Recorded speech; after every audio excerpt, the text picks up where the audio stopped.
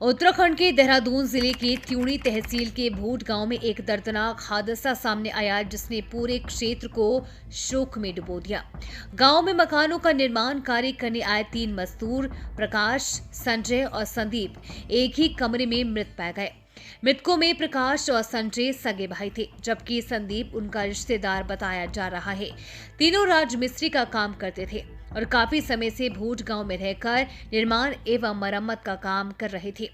सुबह जब ग्रामीणों ने देखा कि तीनों में से कोई भी कमरे से बाहर नहीं आया तो चिंता बढ़ी। कई बार दरवाजा खटखटाने के बावजूद अंदर से कोई प्रतिक्रिया नहीं मिली।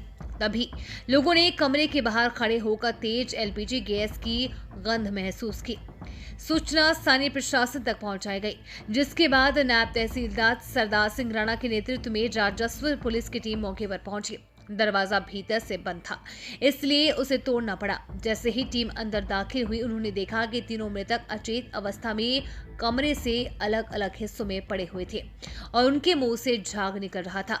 कमरे में गैस का स्तर इतना अधिक था कि वहां कुछ मिनट ठहरना भी मुश्किल हो रहा था। जांच के दौरान पता चला कि गैस सिलेंडर पूरी तरह खाली हो चुका था और गैस रिसाव की वजह से कमरे में दम घोंटू माहौल बन गया था, जिसके चलते तीनों की मृत्यु हो गई है। ग्रामीणों के अनुसार करीब 3-4 दिन पहले ही तीनों मजदूरों ने सिलेंडर भरवाया था। आशंका है कि रात में खाना बनाने के बाद गैस ठीक से बंद नहीं की गई या रेगुलेटर की किसी तकनीकी खराबी के कारण सिलेंडर से लगातार गैस लीक होती रही। कमरे में ना तो कोई खिड़की खुली थी और ना ही वेंटिलेशन की सही व्यवस्था थी, जिससे रिसती हुई गैस पूरे कमरे में भर गई और तीनों बिना कुछ समझे नींद में ही दम तोड़ बैठे। राजस्व पुलिस ने बताया कि प्रथम दृष्टया मौत का कारण गैस रिसाव ही प्रतीत हो रहा है। हालांकि पोस्टमार्टम रिपोर्ट मिलने के बाद ही मौत की विस्तारित और वास्तविक वजह की पुष्टि हो पाएगी। इस दर्दनाक घटना के बाद गांव में मातम पसरा हुआ है और सभी लोग स्तब्ध हैं।